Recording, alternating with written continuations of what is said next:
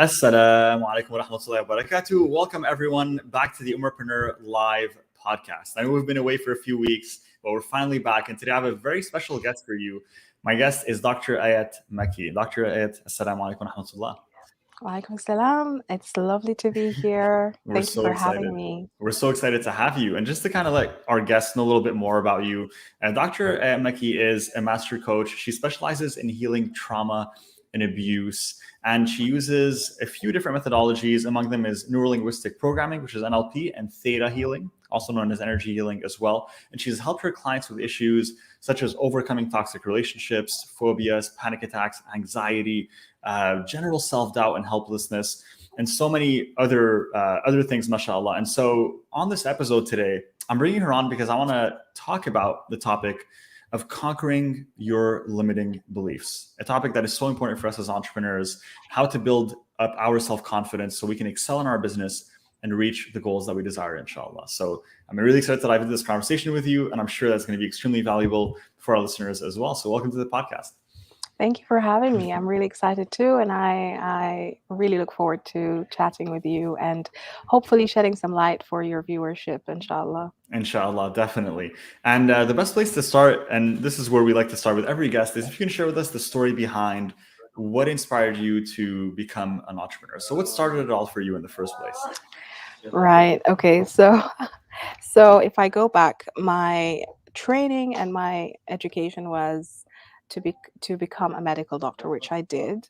And I didn't have the entrepreneurial bug at that time at all. I was just focused on my studies and on this journey of becoming a medical doctor, which takes years and years and years. And when I started working as a medical doctor, I found joy. The most joy I had was when I was teaching my peers.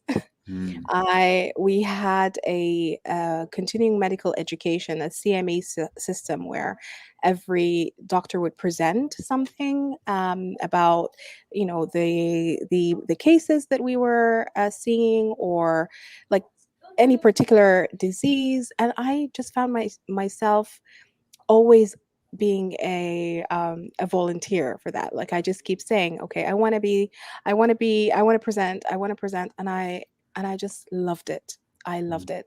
And even in medical school, I used to be the person who took the notes and then did small study groups and found myself again explaining things. So I've always been very, very passionate about education and teaching. So a couple of years in, I decided that this was not for me because I also am an empath.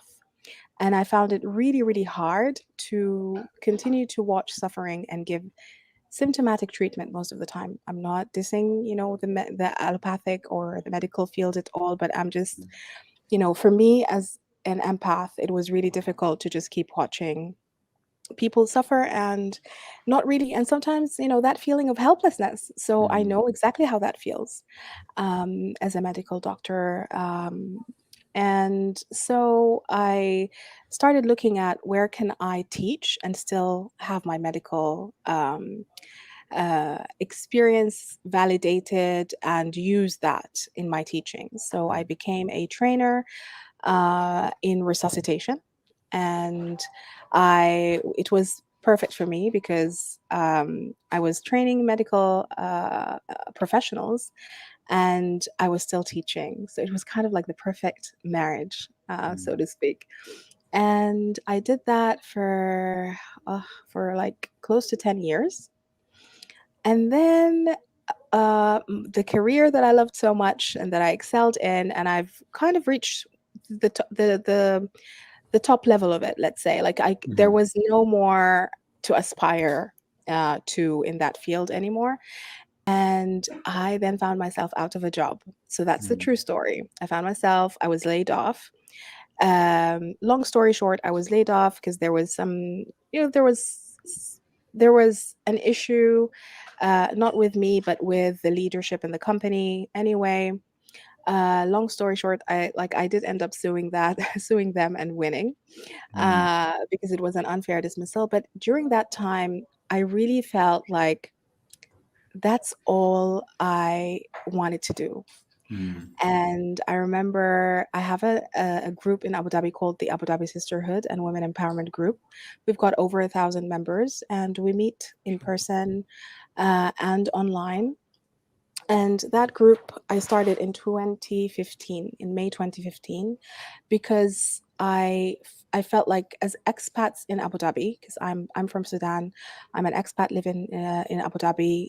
As expats in Abu Dhabi, especially women, it can be hard to cultivate relationships, to find like-minded people, and it can be lonely. And I knew that at that time businesses were starting to come on board, like female or women-led businesses and women entrepreneurs, and I wanted them to have this. It's completely free, by the way, so they're like, I wanted them to have this space where they can come and, show us their products and sell to Mm. us and advertise, and also connect with other like-minded women. So Mm. in one of our sisterhood meetups, we we were playing this game, and the game was, what would you do if you weren't doing what you did now? And I had literally just lost my job. Like I was still grieving, because that was like a big part. I absolutely loved my job. And when it was my turn, I said coaching. And I honestly did not know where that came from. I spent the rest of the meetup very quiet, because I was trying to figure out, how did that answer come about, because it wasn't really something. And I think it's just one of those deeply intuitive, moments where the answer was totally subconscious. And a big part of my job was to train trainers and to mentor them and to Mm. coach them. So I was really happy. Now I have a clue on what I can do, next. So that's when I started my research, and I decided to choose NLP. And then my NLP journey started with one of the founders of NLP, Dr. Richard Bandler. So I flew to the UK and I flew to the US to train with him. I'm an NLP trainer. Actually, I'm certified to train people who want to become NLPers or NLP coaches. And yeah, so my journey started 4 years ago, four and a Wow. half years ago, as an entrepreneur. And SubhanAllah. I want to just comment on that real quick. So, like the journey really and the catalyst, I think, and this is where a lot of people, we sometimes something happens to us and we don't understand the Mhm, wisdom behind it, right? And we all know that Allah subhanahu wa ta'ala has a plan for us, and there's a certain trajectory in life that we are meant to take. And in that moment, I'm sure in that moment when you were laid off from your 10-year career, mhm, you felt like this was a negative event, right? Something that mhm. wasn't a positive event in your life. But then when you look back now, does that perspective change? Is that perspective any different for you Oh, looking back? 100%. 100%. Because Mm. honestly, if I'm being completely truthful, I had decided that in 6 months, I was going to reevaluate the situation that I was in, the job that I was in, Mm. because I had reached the maximum where you can reach in that career as a trainer. I started as a trainer, and then I became a trainer's trainer. And there was, that was it for me, so to speak, in that career. So I was questioning it already. And I think, I just received the right kick at the right time, that, to just like, okay, so it's my time is up in that world. And I needed to go and pursue other things. And I did start another business while Mhm. I'm not someone who can sit still or do nothing. So I did start another business. It's a doll business. It's a nesting doll business. And Mhm. that's a completely other story. But when it comes to so I did that while learning about coaching, while Mhm. studying, while becoming a coach. And yeah, so that was really great for me. So I kind of like, I went all in into entrepreneurship, so to speak. Yeah. Right.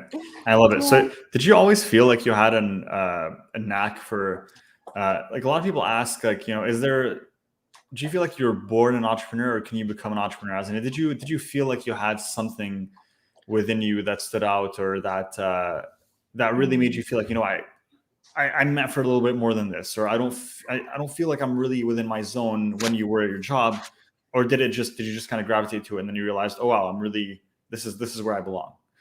That's a great question. Actually, I've always known that there was something that I could do, that there was something more.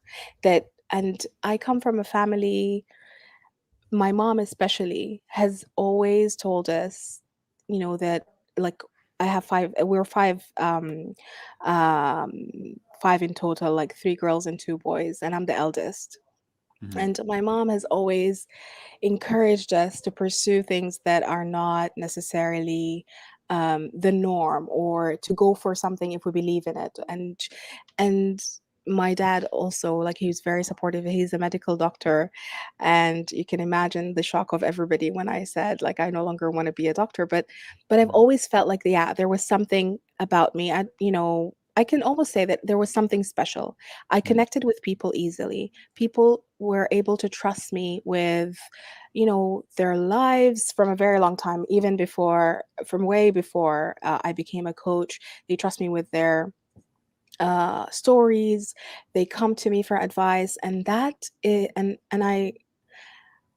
I noticed that it was actually people who were in their 70s, as well as people in their who were like teenagers, So I did know that there was something different about me. I just wasn't sure what it was. And the journey of coaching, when I became a coach because I wanted to do it for me, because I needed to understand how the human mind works. And I Hmm. wanted to understand how I can, get through the hardships of life, because I did experience hardship in my life. And there were moments where I didn't know what I could do. So the only solution for me was to suppress emotion Hmm. and just bottle everything in and keep going. And coaching gave me tools and showed me how to work with myself, so that I no longer needed to suppress my emotions, and I can actually release in a very healthy way, and cope with everything in a more healthy way. Hmm. I Yeah. love that. And so now you're trying to bring that knowledge, and obviously you've also studied a lot and done a lot of education yourself, or gone through a Mhm. lot of education yourself to try to help your clients at a high level who are going through, moments like this, or even moments that are much harder than this, including trauma and abuse. And so I want to ask you a little bit about that. So what is it specifically that motivated you or inspired you to go and focus on that field of really helping people heal Mhm. within the fields of trauma or abuse, right? Which is sometimes a bit of a difficult topic to even get into. I didn't choose it, it chose me. Mm. When I started my coaching business 4 years ago, the initial clients that were drawn to me were clients who have survived deep trauma. Mhm. And I think, in this world, we are given opportunities where we can look at ourselves through helping other people. And I was going through my own trauma, my own toxic relationships, my own struggles when I received those clients. And obviously, if that was going on internally with me, based on the law of attraction, I attracted these clients because, and not because, I was, not necessarily because I was uh, like projecting misery, but because it's for my highest good, and because I needed to learn through helping them how to help myself. Because Mm. initially, the journey of the coach, and this is something that is not necessarily spoken about a lot, we become coaches because we're looking for an answer. We're looking to help ourselves. And through doing that, we learn that every client we coach is going to teach us something about our own struggles. Mm. And we don't have to be there or have it all figured out in order to help others. Because when people start to in the field of any field that is of service to others, when people begin there, they're trying to solve a problem that they already have within Mm. themselves. And it's okay. It doesn't make me or anyone else less of a coach if they are struggling, because we're all humans and we're all gonna experience some sort of struggle in our lives. But yeah, these clients were drawn to me, and through coaching them and helping them, I started to educate myself more, because I was a client chooses the coach. Mhm. The coach doesn't necessarily choose the client initially. So I felt this huge responsibility that I needed to know everything about these situations in order to help those clients. And Right. that's where I got into the field of learning and educating myself about trauma. Mhm. And I found that, one particular client very early in my coaching career, this client taught me so much, because that client had attempted suicide 3 times. Mhm. And through their suicide attempt, they lived every single time, but they kind of lost hope in everything, including faith. Mm. And and that client, after our coaching, was what actually went to Umrah. And Subhanallah. that was like incredible, for me. It was incredible. It was such a teaching experience for me. And alhamdulillah, so I found great success with working with those issues that no one wanted to work with, because Mm. I'm not a trauma therapist, and there are therapists that go and for years and years and years and educate themselves. But I knew what I could do was get to the root cause. Mhm. I'm like a detective with my clients. I know exactly how to get to that root cause. And with me, they know that they can't hide, because I also have very deep intuition. Mm. So, if a client is hiding something that they don't want to say, or they don't think it's not necessarily that they don't want to say it, it's that they think it's irrelevant. I Mhm. actually ask them, what else are you hiding from me? And then connect those dots for them. And one of the very first things that I told myself, when I started coaching, is that I'm going to empower my clients so that they don't feel dependent, because we all know how people can go to therapy for 30 years, 20 years, 10 years, and that's a very long time. So for me, my goal is to get them independent and really, really empowered by the fourth session. Mhm. So that is like over 4 weeks. So it's interesting because you started off your journey as a medical doctor, and as a medical doctor, you are trying to heal your patients, right? However, it's in a different way. And what you mentioned earlier, I completely agree with, where in the current modern field of medicine, you are treating the symptom more often than you are treating the root cause. And then you realized that you wanted to become a coach. You went on this journey of entrepreneurship that you've began. And now it's interesting because what I see here is that now you've gravitated more towards tackling the root cause instead of the symptom, right? Because the symptoms of, you know, these internal issues, these, whether they're psychological or other, could many times manifest as physical issues as well. And that ends up manifesting, whether it's anxiety or stress or trauma or helplessness. It could sometimes manifest physically in that you are starting to feel, you know, stomach pains or stomach issues. It could be digestive issues. It could be a load of other issues, right? And it's interesting, subhanAllah, that you went from this journey of kind of treating the symptom and as a medical doctor, and then realizing, let me go and heal people still, but in a different way. Mm. And you're still very much a healer, mashallah. So it's really beautiful to see how you've gravitated towards a different approach, but doing the same thing. Thank you. Mm. Yeah, you're absolutely right. And, now just getting to the root cause really alleviates many diseases, because disease is Mhm. actually dis-ease. And it's when we have these thoughts and emotions that wreak havoc on our bodies. And, there are a couple of things, those are the things that I don't necessarily advertise or talk about or even put on my social media. Some of the experiences that I have had with clients, especially females who have had endometriosis or Mhm. have had really, really difficult periods, for these women. And that is all gone. I've Yeah. had, success with that, and alhamdulillah, it's been so lovely to see that once you heal the trauma, once you heal the emotional aspect, because there's an emotional charge that needs to be released. If it's not released, then it's gonna stagnate in the body in the form of stuck energy, and that energy is gonna cause disease. So I once love it's that. released, yeah, alhamdulillah. And I completely love that. I completely agree, honestly. And I think a lot of the problems that we have and we experience physically are very much tied into what's happening within our minds and internally as well. And it's all connected, right? It's one big system.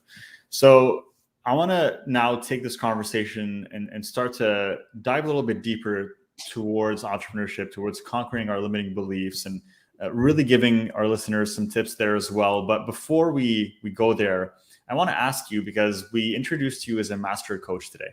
And I want to know, what does that mean? How did you even go about becoming a master coach? For someone that's interested in becoming a master coach, what does it mean? What's that journey like? How do you become a master coach?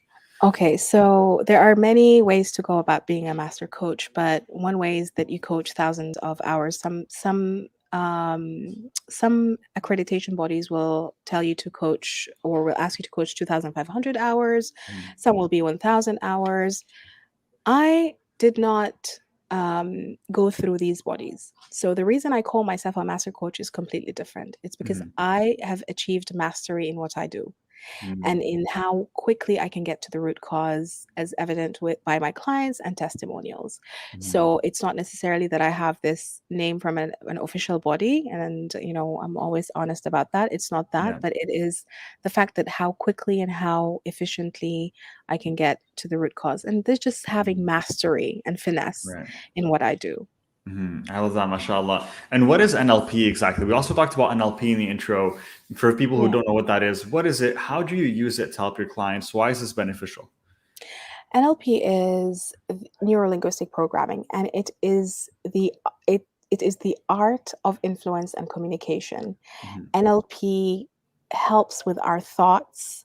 It's the way we can rewire our brains to install new behaviors, new habits. It is how we can get rid of phobias, and it's all done through language and starting new neural networks in the brain, and that is done um, by hypnosis. Because as an NLPer, you get certified as a not a hypnotherapist but a hypnotist. So you Okay. can use hypnosis to let the patient the sorry not the patient the client let the client completely relax and get to the root of that issue. In Mhm. NLP, phobia is treated within 7 minutes. It's Mhm. very quick, it's really fast.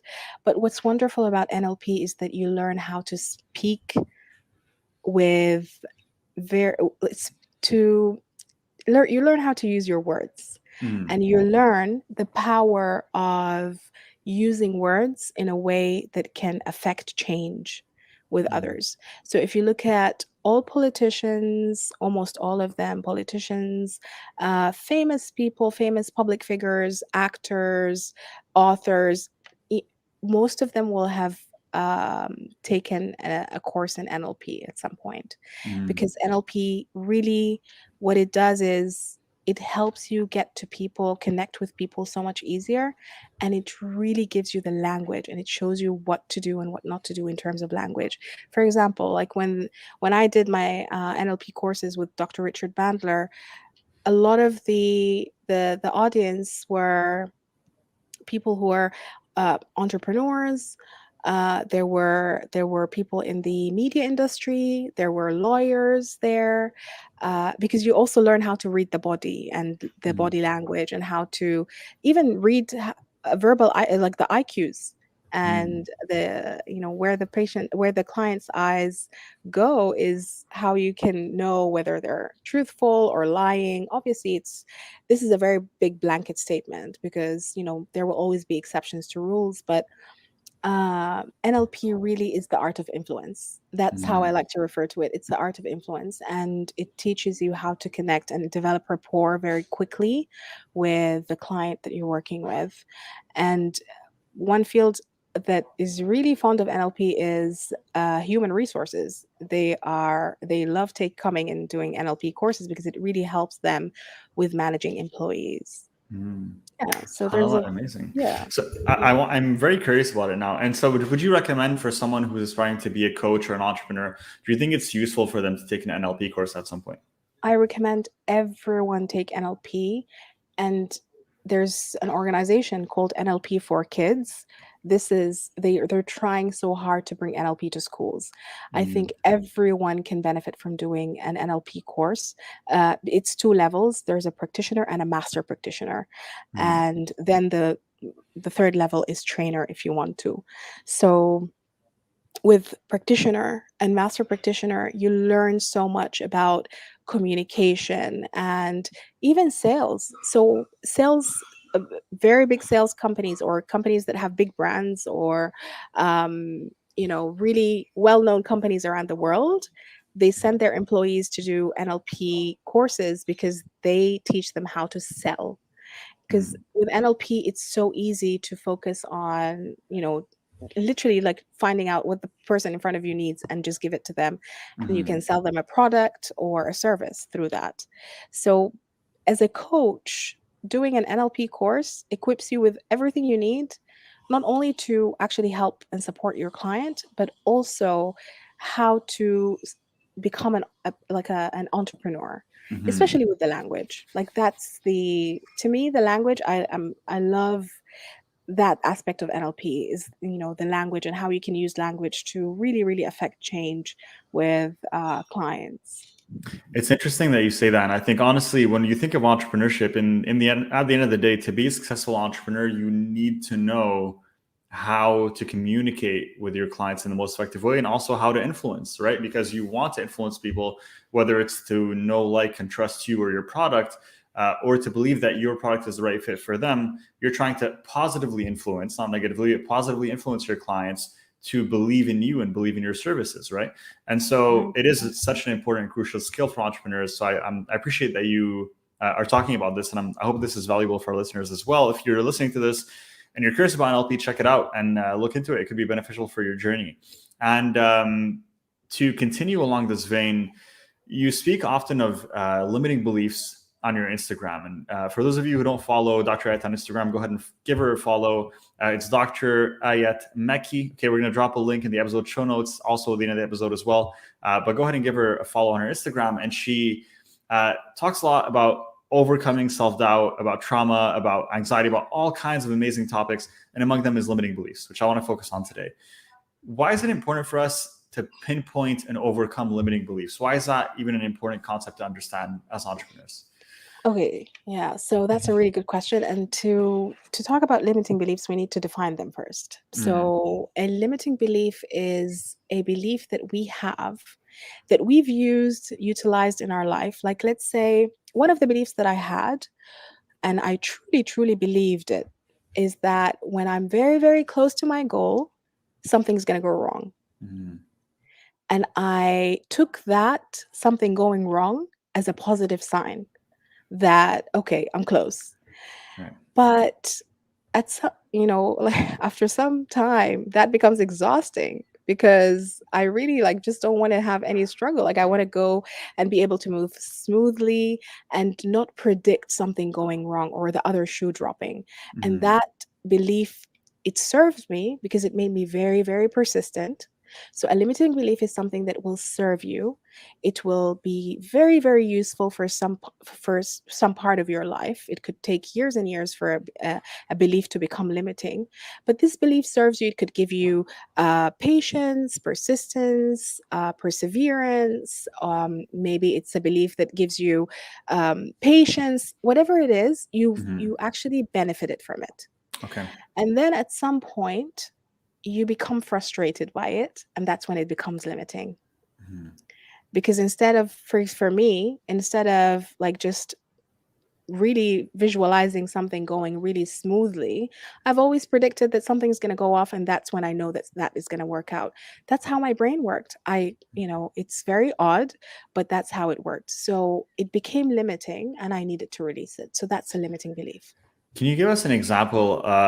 of yourself working with clients, of a limiting belief that you see a lot of entrepreneurs having, maybe, or something, that you Yes. see is pretty common in your clients? With my clients who are entrepreneurs or, businessmen and women, one of the things is procrastination. Mm, And that's a big one for anyone, and not necessarily just businessmen or entrepreneurs or yeah. businesswomen. So, procrastination, usually underneath procrastination is this belief is a limiting belief. So, we can immediately see that, okay, procrastination is really affecting their life in a way that whatever they hold off and not finish on their list is something that they end up worrying about. They worry about it, it becomes stressful, and then there's a lot of pressure to get it done in a specific amount of time. Hmm. So it clearly became limiting. Maybe the belief started as, I need to feel pressure in order to accomplish, which is very, very common. Again, all of us at some point, we thought that working under pressure makes us really good, Yeah. but that's not necessarily true. So Mhm. underneath procrastination can be a myriad of things. It can be that they actually are holding a lot of anger, rage underneath, because they always feel like they have to do this. They have to get things done. Maybe Mhm. they grew up in a family that placed a lot of value on accomplishment, and they were tired of that. They became their own person, an adult, and adulting can be very hard for many. And once they became an adult, they decided, I'm not going to follow anyone's rules anymore. I'm going to rebel. And that's when the procrastination comes in. And because I don't want to do that now, I'm going to do it. I still have more time. So, but underneath it all is really a child who felt a lot of pressure to perform, who didn't feel seen or valued, Mhm. and who was only encouraged and appreciated when they brought something good to the parents. Mhm. So that's one major example, and very, very common. Yeah. Now, I want to ask you, for someone like myself who probably has a bunch of limiting beliefs that he's not aware of, and I'm guessing that's probably the case for many people here, but I'm going to be selfish and try to get some information for me today. What's is there a tip or something that you can give me here to help me pinpoint, okay, maybe this is a limiting belief here, and maybe even give me some tips on how we should go about to overcome those limiting beliefs that we have? So here, I think what would be helpful is to look at the things that keep recurring, that kind of frustrate us or we don't necessarily like. Um, so let's take the example of procrastination again. If I keep repeating this, then I need to look at, why do I do it? I just ask myself, and this is the one thing that I would love everybody to take away from today, whether it's a pain in the body, whether it's a feeling or like a heaviness. Close your eyes and just put one hand on your heart or your chest area, one hand on your belly. Close your eyes, repeat to yourself, I am safe. I am safe 3 times, and then ask yourself, how am I feeling? What is the feeling? Mm. If it's a sensation in the body, what is the sensation telling me? Because our bodies speak to us. Our bodies really speak to us all the time. And this is how you actually get to know what's going on. So if you, let's say, procrastination causes pressure in the chest. Let's say that it started with pressure in the chest, or like this frustration. So I ask myself, so what is going on? What am I frustrated about? And it's because every single time I have to wait until the last minute to get things done. Mm. So where did I first experience this? Just asking yourself in a moment of complete calmness, where and when did I experience this for the first time? And 100% of the time, it's going to be in childhood, Mm. because we never start as these adults who have these limiting beliefs. All of the programs that we have started in childhood until the age of 7, because until the age of 7, from 0 to 7, even in the womb, we are in a theta wave, and we are programmable. We're like a our brains are completely programmable by everything we hear, see, and feel around us. Mhm. It doesn't even have to be verbal or spoken. So become a detective, become curious about yourself. Instead of looking outward for an answer, look inwards, and perhaps you pray on it, perhaps you ask. Allah inspire me. I One thing that I love doing with my clients is that just connecting all these dots to spirituality. And I Mhm. work with you know all clients, like Muslims and non-Muslims, and I always connect it to your higher power. Your higher power, Allah, can give you the answer if you decide that you want to see it. If you Mhm. decide that you're ready to hear it and see it, it's going to come, and it's going to be very, very clear. So just ask, Allah, show me, when did this first start? When did this feeling start? Because I really want to release it. I don't want to Mhm. get rid of it, because getting rid of something implies that this is something that is bad, and immediately your body goes into protecting you and not allowing you to release that emotion. But if you think of it as something that is a part of you that has served its purpose and is now ready to be freed, then your body is going to be your brain is going to be very, very cooperative with you. Hmm. So, with what you're saying here, it's got me thinking because right now we do live in an age of very constant distraction, right? And everything that we have available to us is pretty much instant. And so, whenever we need that distraction, we have it available, whether it's through our phones, through our computers, through television, through the internet, anything at all. Everything's instantaneous.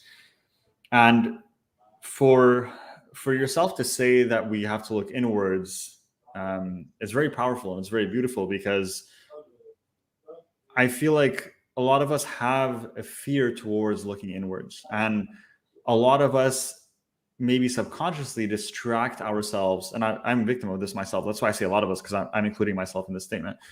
We tend to sometimes distract ourselves with the outward because that's easier than taking the time to pause and face the inward, because sometimes it's a little bit scary and you don't know what you're going to find. And so a lot of times we'd rather just ignore it. Have you ever seen that before? Would you agree with that? I was that person. Of course. Of course, all of us are afraid to look inward because we were never shown how to. We Mm, don't know if we are going to like the person we see inside or not. We don't know if our identity that we've identified with our whole lives till this moment is going to change and shift after we discover what we discover. Of course, it's one of the most uh, rational fears ever, in my opinion, to be scared of looking inward initially, because you don't know what you might find. And if you find it, will I still like myself? This is mm, so human. And one of the most important pieces for me is self compassion. Self compassion. And I always, uh, liken it to, like, for example, like when with even with marriage, the two cornerstones are compassion and mercy, right? So al-mawadda wal-rahma. And this is so important to have in our relationships with ourselves. Otherwise, we draw in a partner who does not have who neither has compassion nor mercy on us, and that can be a very difficult relationship. The same applies for ourselves, for our relationship with ourselves. It is so important that we look through the lens of compassion, not through the lens of judgment. If mm, you're judging yourself and your inner critic is super, super loud, you need to find stillness and quiet it down, by not by ignoring it, but by acknowledging its presence and really speaking to that. Like, one of the exercises I put out um, before on my Instagram is for you to actually speak to the negative emotion, because we label it negative, but it's neither negative or positive. We can look at it as an emotion, a neutral emotion. So even if it's sadness, so we look at sadness and say, sadness, I acknowledge your presence, but I would really love to move from this moment. Can I can I reconvene with you later when I'm home? Because right now I'm in the office working. Right now I'm doing this podcast and I don't have the time. But as soon as I go home, I'm going to sit with you and really find out what's going on. Or if you have the opportunity, you just say, Sadness, I really would love to move on from this emotion. What do you need from me? Because it is your inner child crying for help. Mm, Any emotion that is triggered within us is our inner child seeking us out, really just nudging us because there's something off. Maybe it is not feeling safe, and not feeling safe, by the way, has nothing to do with the environment. It has everything to do with not feeling seen and not feeling heard. Because when we were children, perhaps maybe we were told that we're too sensitive or stop crying. So our emotions are trapped inside of our bodies. And by the way, this is little trauma. Little trauma is accumulative trauma. So it's trauma that happens over and over and over and over again that we don't even think about as adults. We don't think about all the times that we really we really needed someone to be there with us, but we mm, didn't. Trauma, what is trauma? Trauma is going through a hard experience without having support. That's when it becomes trauma. But mm, emotions are normal. It's normal to go through emotions. If we face really hard times, we're gonna cry. We're gonna be sad, and we're gonna grieve for the loss of loved ones. But when feeling alone with this emotion, this is trauma. mm. SubhanAllah, we're touching on so many points. Thank you so much for that. And when you're sharing this, I'm just reflecting on myself and really thinking to myself, after this episode, I need to go and take notes again, and I need to apply all of this in my life immediately because this is definitely something that I need to do as well. And I think, for a lot of us, as you mentioned, these are things that we tend to ignore, and we always tend to look at things at a service level, right? Of maybe I'm feeling a certain way, or I'm not motivated today, or I'm feeling a certain sadness. I'm just sad because something around me is happening or is going wrong.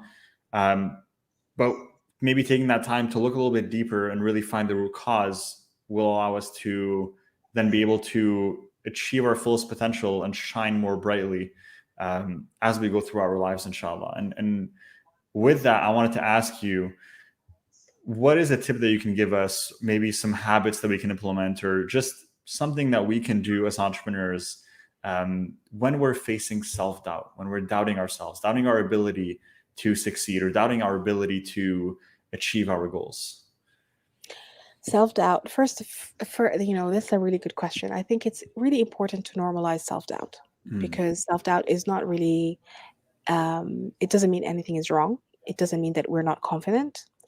It doesn't mean anything, because confidence also is a skill. It's not really a feeling. Like it's a skill. Like, you feel confident, yes, but it's a skill that you develop when you practice. The more you practice, the more confident you become. But self-doubt has a lot to do with how we see ourselves, our self-esteem, our image of ourselves. So if our self-esteem and image of ourselves is low, then self-doubt is going to kick in. mhm, So in that moment, it would be very good to actually check in and ask, what is it that I'm doubting myself in? mm, Do I really believe that I don't have what it takes to do this? Or perhaps I need more training. Maybe you need more training, maybe you need more mentorship, maybe you need to seek out someone to support you. But maybe it's just imposter syndrome. And imposter syndrome, it never hits someone who doesn't have the knowledge. When imposter syndrome shows up, it's with those people who actually are so good at what they do, they just feel like they're still missing out on information. And this journey of life is about learning, growing, and evolving.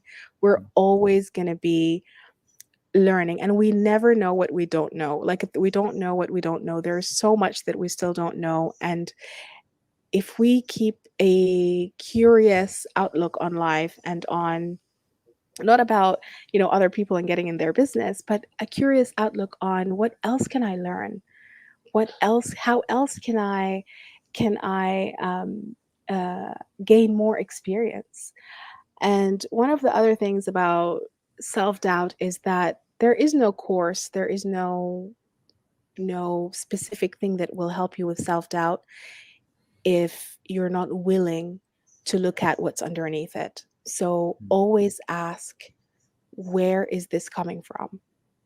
And again, where did this start? Where did this begin? When have I first experienced this? And it's going to go back to childhood. Maybe not in the very first time we ask, we're going to be taken to childhood, because our brain is, like, still getting to know us, like this intimate part of us, like we are still developing this relationship. Initially, there's going to be a resistance to going anywhere in the past. So just ask, when have I felt this recently and what was going on then? Because there's always a situation that is tied to the self-doubt. But knowing that it's a normal part of life, it's nothing to be, it shouldn't debilitate us. When it becomes debilitating, when it stops us from moving forward, that's probably a good time to ask for help and support. Maybe even call a friend and just say, I'm doubting myself and I'm doubting my ability right now. Can you please give me a pep talk?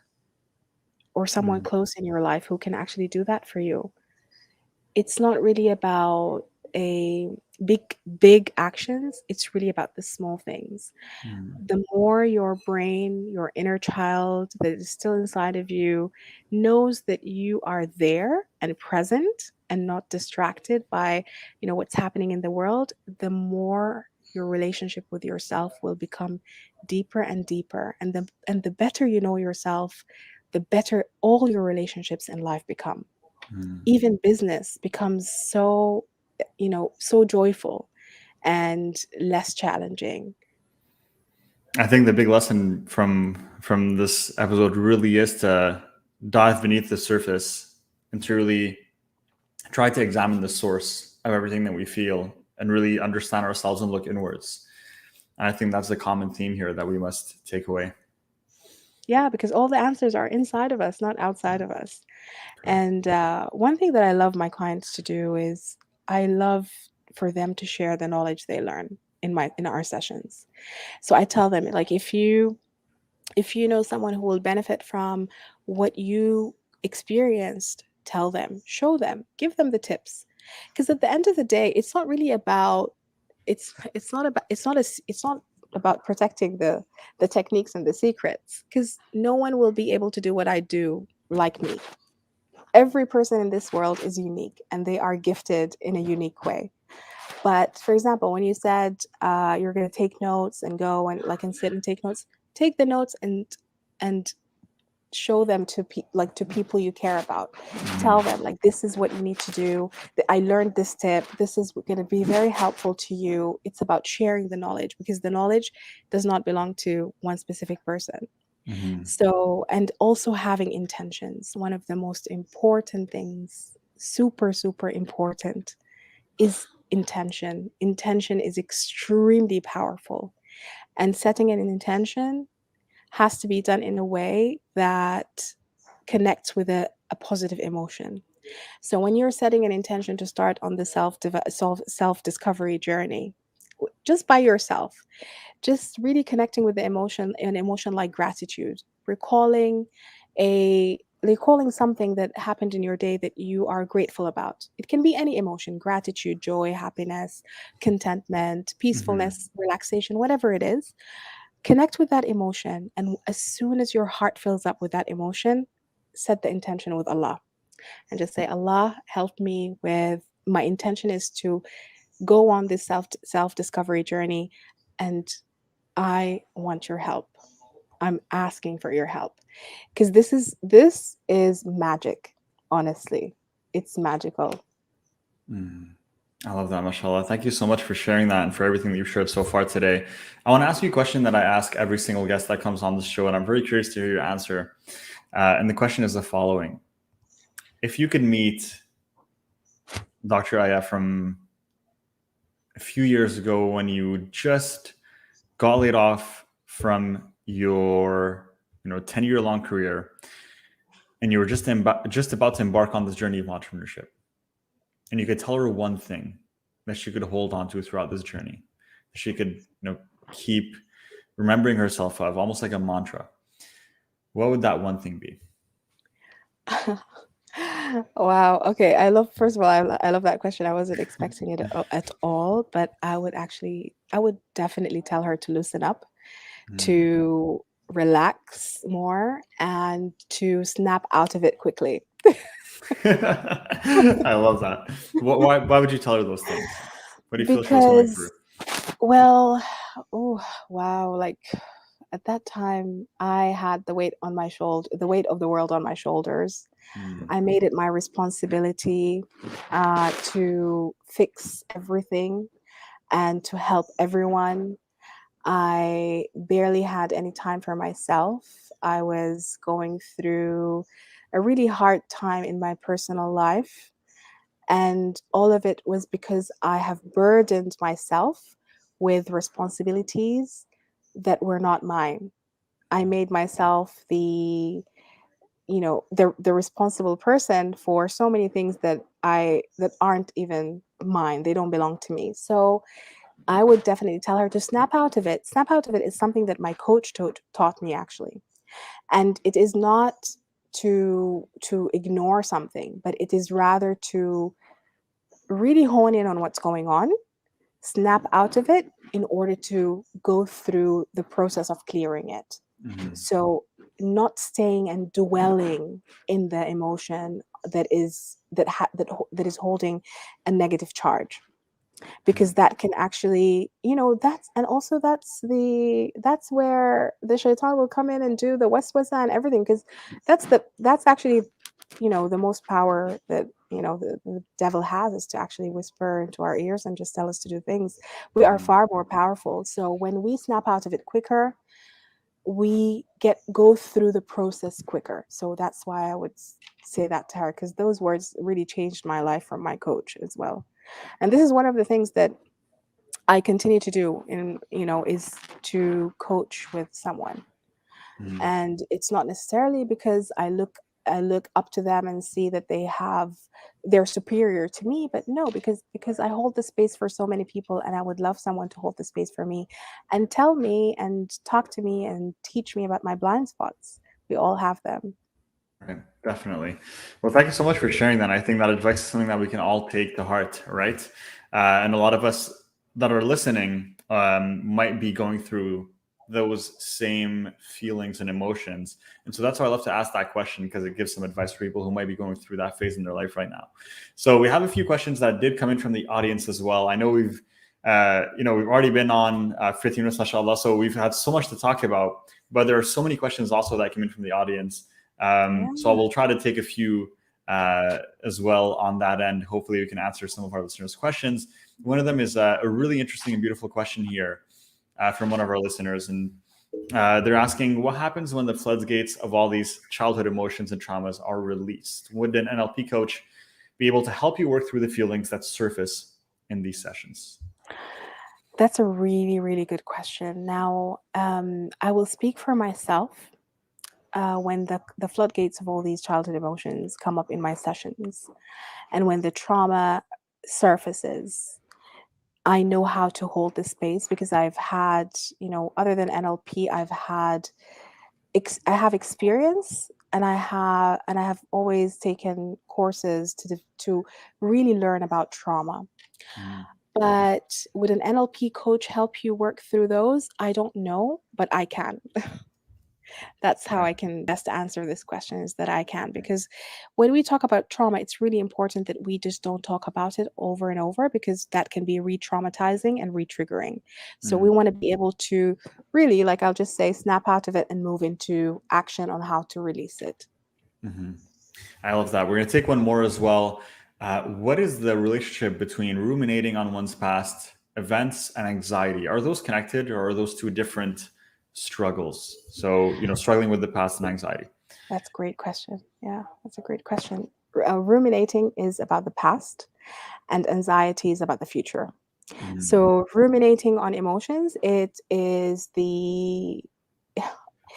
like uh, we use the knowledge that we have now and tell ourselves why didn't we act on it back then, which doesn't make any sense, because we grew from that point. and we learned and we now know how we could have responded, but there's Mhm. no point spending time there because the best thing about the past is that it's past, and that's what Dr. Bandler always says. So the past is something to learn from. What we have is this present moment that creates our future. So if we're spending our time, and again, I did a video before on something called future tripping. So we take Mm. these trips into the future and we become, so anxious and so worried about something that hasn't even happened yet that we have the power to actually create or co-create in the future if we focus on this present moment now. Mhm. And I I hope love this that. answers the question. Yeah. Definitely, definitely. There's many more, but we'll try to take one or two more, inshallah, from the ones here that we have. So one of them is, I worry that my anxiety. One of our listeners is asking, I worry that my anxiety is sabotaging my relationship. What can I do in the moment to give my partner credit and show love when I feel myself spinning off from something small that they did or said? Oh, so I have, I'm sending this, the person who asked this question, like a Yeah. ton of positive energy, and I know how you feel. One thing that you need to understand about anxiety is that it is protecting you. Mm, How is it protecting you? And if you, in the moment when you're feeling anxious, it depends on the level of anxiety, but if your anxiety is at a level where you can actually work with it, you can ask, what am I anxious about? And how is this protecting me right now?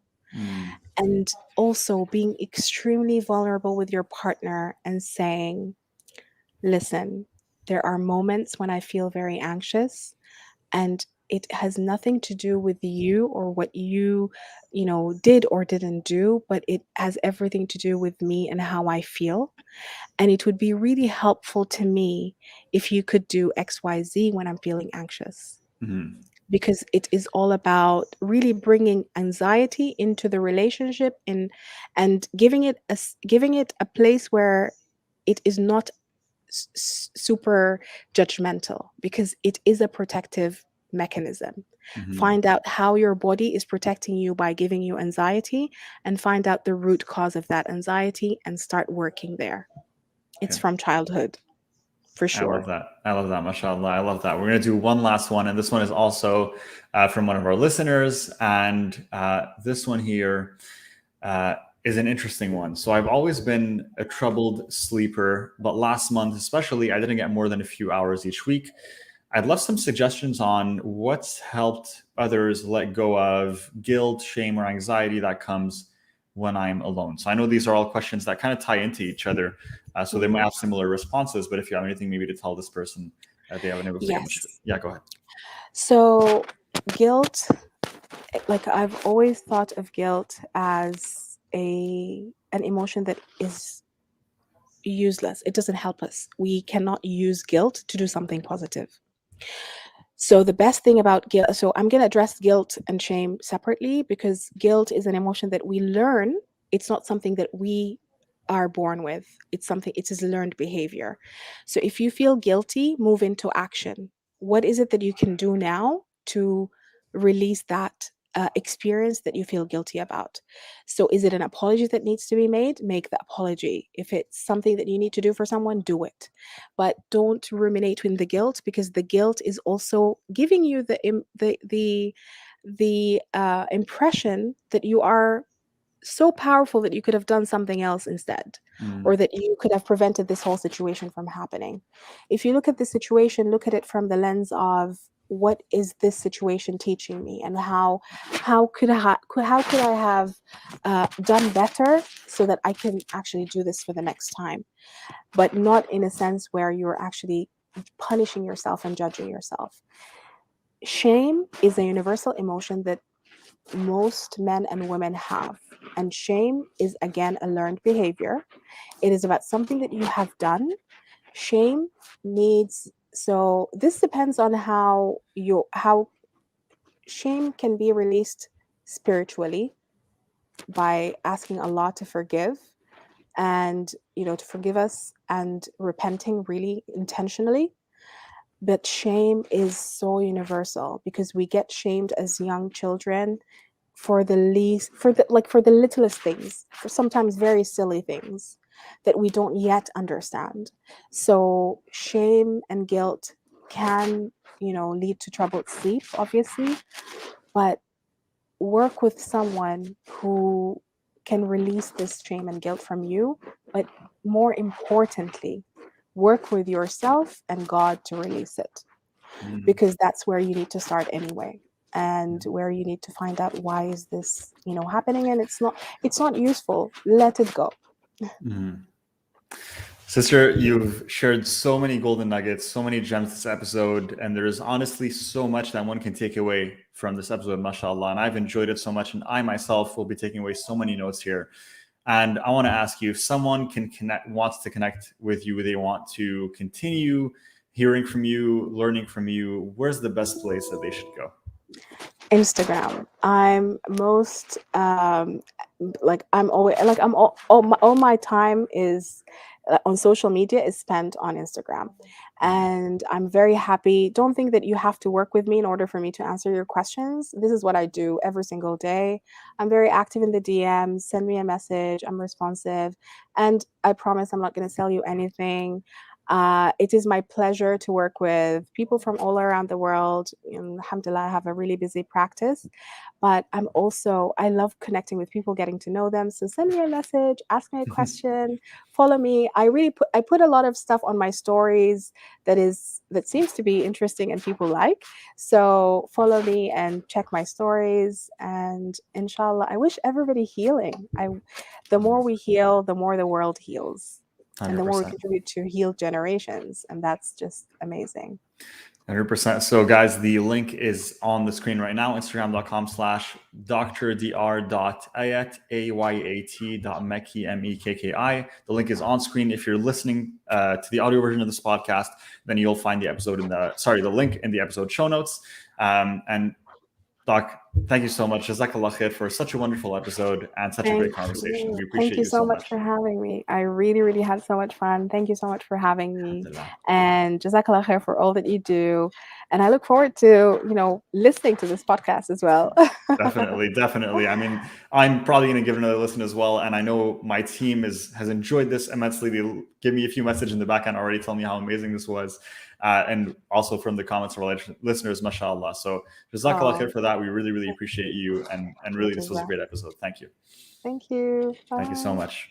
And y'all know the routine, guys. So thank you so much for listening to this episode. If you enjoy this podcast, make sure to subscribe and rate this podcast, whether you're listening on iTunes or Spotify, wherever it is you're listening or watching, inshallah. And of course, you can also follow us on your favorite social platforms. Just search Ummahpreneur. We're almost everywhere: Facebook, Instagram, YouTube, wherever you want to be, we'll be there. And if you'd like help with starting your own online business or taking your business to the next level, you can book a call with us for free. It's ummahpreneur.com/call. The link is ummahpreneur.com/call. We'll speak to you to understand what your goals are and how we can help you get to the next level, inshallah. Until then, we'll see you next episode. Assalamu alaikum wa rahmatullahi wa barakatuh.